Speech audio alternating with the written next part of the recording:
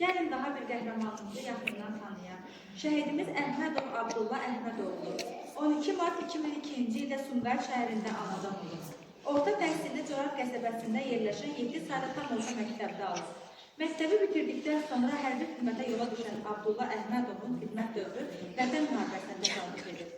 Abdullah Əhmədov sentyabrın 29-da Talış istiqamətində şəhid olub. Sumqayıt şəhərinin Şəhidlər Xiyabatında dəfn edilib. Suqovuşanın azad olunmasına görə və vətən uğrunda medalları ilə tərtib edilir.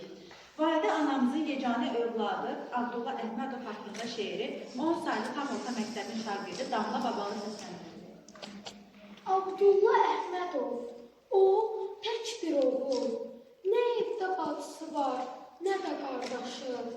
Validə ananın dinməz göz yaşı, axıb çolubdur bütün arzular.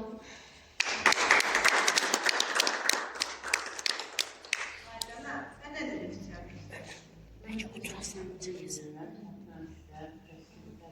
Dolmamız. Çek Aytaç.